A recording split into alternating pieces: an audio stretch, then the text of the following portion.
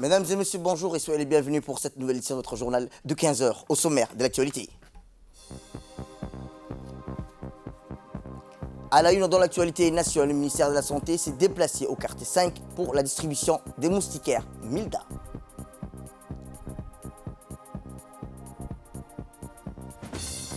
Et enfin dans l'actualité internationale, en Ukraine, Antonio Guterres, le secrétaire général de l'ONU, est arrivé à Kiev.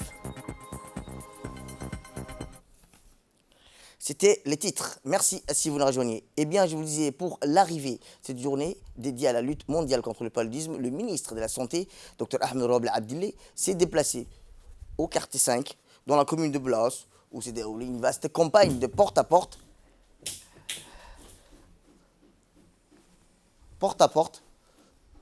de distribution de moustiquaires imprégnés d'insecticides à longue durée d'action Milda. En effet, le ministère de la Santé a lancé cette vaste campagne de distribution dans la commune de Boulaos, de Razdika, en mobilisant plusieurs équipes qui sont appuyées par un grand nombre de leaders et relais communautaires chargés de sensibiliser la population. Au cours de sa visite, le ministre de la Santé a tenu à encourager toutes les équipes déployées sur le terrain et engagées dans cette vaste campagne de distribution de moustiquaires imprégnés Milda. Le ministre de la Santé a également félicité le travail des comités de santé et de relais communautaires qui mènent dans leur quartier des actions de sensibilisation sur l'importance de l'usage préventif des moustiquaires imprégnés de Milda qui préoccupe une protection contre le paludisme toutes les familles et habitants des communes ciblées. C'est donc à travers sa stratégie de porte-à-porte que cette campagne de distribution de masse vise à équiper chaque ménage de ces moustiquaires imprégnés de Milda, leur offrant ainsi un moyen de protection et de prévention efficace et durable contre les piqûres des moustiquaires qui sont vecteurs de paludisme. Depuis un moment, actuellement, nous sommes à quartier 5 où nous remercions vraiment la population, les jeunes et les associations qui nous ont aidés à distribuer, à venir à bout de cette activité. Et je souhaite ou je réitère ma reconnaissance à toute l'équipe qui travaille dans cette activité, qui est vraiment lourde. Et Inch'Allah, nous arriverons à couvrir toute la commune de Boulaos jusqu'à Umbouli.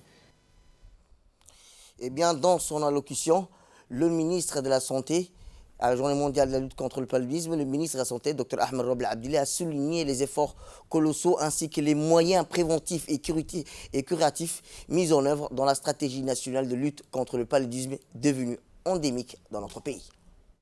La Journée mondiale de lutte contre le paludisme, célébrée le 25 avril de chaque année, vise à attirer l'attention de la communauté djiboutienne sur le fléau que constitue cette maladie et son impact dévastateur sur les familles, les communautés et le développement. Le thème retenu cette année pour cette célébration, à savoir faire progresser l'équité, renforcer la résilience, en finir avec le paludisme, souligne la nécessité de joindre et d'accélérer les efforts pour venir à bout du paludisme. Dans le cadre du Plan national de développement sanitaire PNDS 3e génération 2020-2024, le pays a en effet pris l'engagement de réduire la mortalité liée au paludisme de 50% par rapport aux données de 2019, en vue d'atteindre 0 cas autochtones d'ici fin 2030. La situation du paludisme en 2021 indique une diminution de 24% comparativement à la situation de 2020. Bien que la situation du paludisme ait pu subir de revers de 2017 à 2020, le pays a progressé dans son attitude à lutter contre ces fléaux en mettant à la disposition de la communauté des approches combinées dirigées contre le vecteur. En marge de la célébration de cette journée internationale de lutte contre le paludisme édition 2022, le ministère de la Santé, à travers le programme national de lutte contre le paludisme et en collaboration avec la communauté internationale, a commencé en date du 17 avril 2022 la distribution de moustiquaires imprégnés d'insecticides de longue durée d'action dans les quartiers de communes de Balbala et de Razdika. Toutes ces interventions sont à ce jour offertes à toute la population vivant sur le territoire djiboutien et seront maintenues et étendues pour répondre au mot d'ordre du thème de cette célébration, faire progresser l'équité. Et ce communiqué qui nous est parvenu du ministère de l'Intérieur. Le ministère de l'Intérieur communique que les 2 jours à l'occasion de la Eid al-Fitr seront fériés, chômés et payés. Autre actualité dans ce 15h, c'est aussi une cérémonie de distribution des vivres alimentaires du mois béni du Ramadan en faveur des habitants locaux de Boukoul. Djibouti s'est tenu aujourd'hui en collaboration avec le ministère des Affaires sociales et de la Solidarité ainsi que l'Agence nationale des personnes handicapées. En présence du conseiller politique M. Chenchal, le conseiller économique commercial,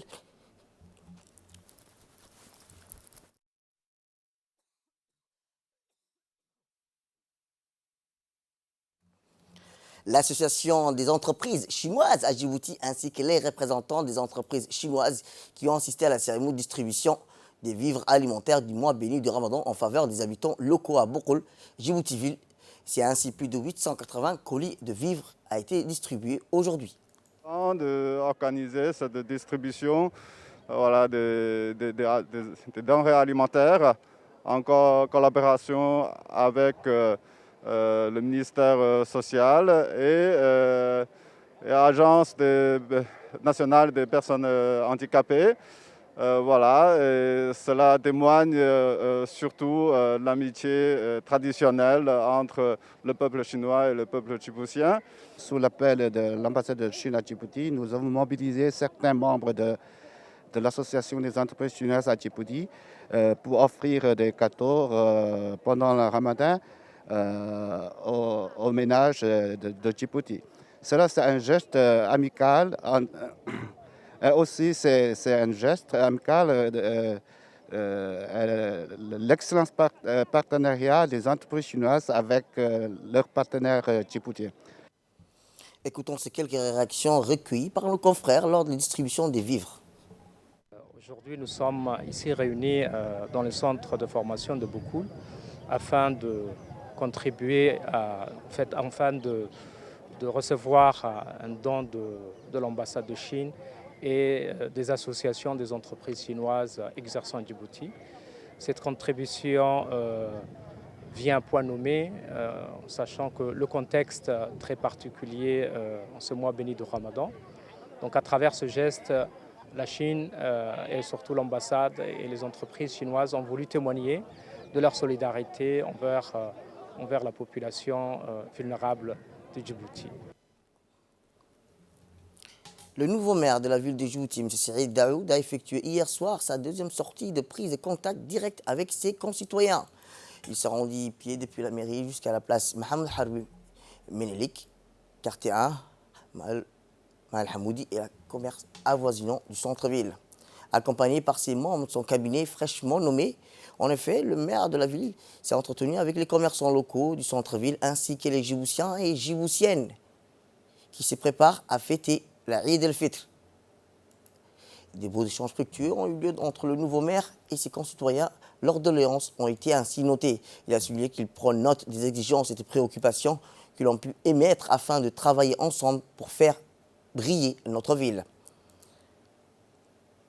Rappelons que dans la suite de la tournée dans la capitale, le maire de la ville de Djibouti et ses équipes de la mairie se sont rendus dans les sources mythiques du centre-ville où il a rencontré les vendeurs et vendeuses, la sauvette des petits commerçants, les travailleurs et travailleuses informels, les chauffeurs de bus et taxis, ainsi que les échoppés.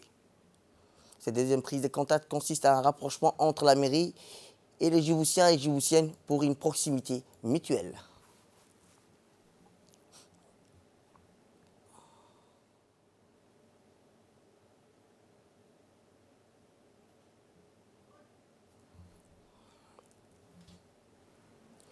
Direction le sud où le préfet de la région d'Ali Sébié, Moussa Adel-Miguel, a offert un iftar collectif à son personnel hier à l'occasion du mois béni du Ramadan afin de partager ensemble un moment de communion et de partage au sein de la préfecture. En effet, cet iftar a rassemblé sur la table le 2e adjoint du préfet, Omar Idriss Sougué, ainsi que le sous-préfet de la localité d'Ali Sébié, Chaban Dar Moussa.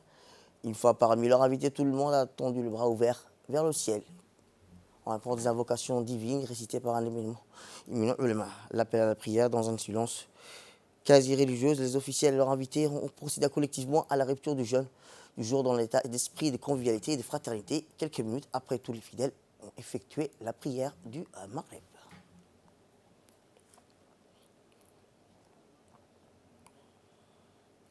On reste toujours dans le sud, cette fois-ci dans la région de l'Unité, où un iftar collectif est organisé au sein du service régional de l'éducation de Dikil. Cette première du genre dans le service de l'éducation de Dikil a été organisée par le responsable de l'éducation de cette région pour témoigner de leur volonté de rompre le jeûne dans une ambiance commune et plein d'enthousiasme, car c'est le mois béni du Ramadan et des prières pour avoir la bénédiction. Tous les responsables conviés à cet iftar de rupture de jeûne ont répondu présents avec à leur tête le préfet de la région de Dikil, Moussa. Il y a aussi de rappeler que les prêches de la nuit du destin et celle des bonnes actions et de bienfaisance manquant pas, c'est tout, s'est déroulé dans une ambiance festive.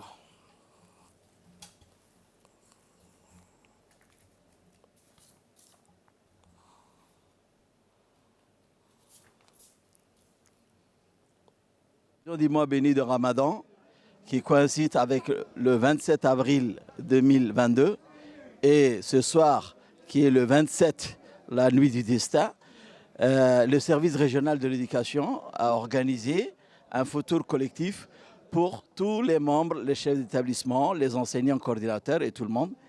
Et nous avons pu convier à ces photos le préfet de la région et toutes les autres autorités locales du ministère de la Santé et de tous les services déconcentrés.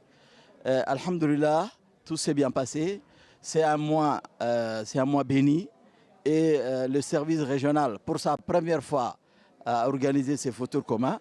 Et parce que tout ça, parce que nous imitons les photos collectives de notre ministère de l'Éducation nationale et de la formation professionnelle. Donc c'est un photo collectif et c'est une manière de manger ensemble, de rompre le Ramadan ensemble et de faire des prières et des doigts ensemble. Alhamdulillah, tout s'est bien passé. Et nous prions le Très-Haut de bénir notre pays, notre République et de bénir tous les Djiboutiens et Djiboutiennes, Inch'Allah. Direction le Nord, où le centre médical hospitalier de Tadjoura a abrité hier le lancement de plusieurs formations simultanément sur différentes thématiques. Ces formations axées sur l'allaitement maternel exclusif de la naissance à 6 mois, ainsi que l'introduction de ces aliments du jeune, enfin le suivi de l'état nutritionnel de la femme enceinte. Et cette fois-ci, un fait divers, l'approche de la Eid el-Fitr et les gendarmes de la brigade de quartier 7 et 6 ont effectué une mission de patrouille et surveillance interdifficilement en minibus, roulant à vive allure le boulevard de Gaulle à proximité des magasins. Surveillance interception difficile à une minibus roulant à vive allure le boulevard de Gaulle à proximité du magasin Napoléon et en mettant en danger les autres usagers routiers. Au cours du contrôle, les gendarmes constatent, première vue, que le chauffeur était en état d'ébriété avancée. À la foulée, il procède à la perquisition du minibus. Cette opération a permis à la découverte d'une vingtaine de cartons d'alcool de marques différentes destinés à la revente dans les zones prohibées, notamment dans les quartiers populaires. Les marchandises saisies sont en nombre de 124 bouteilles d'alcool composées de 56 bouteilles de vodka, 32 bouteilles de gin et ainsi que 36 bouteilles de pastilles et une demi-carton de bière.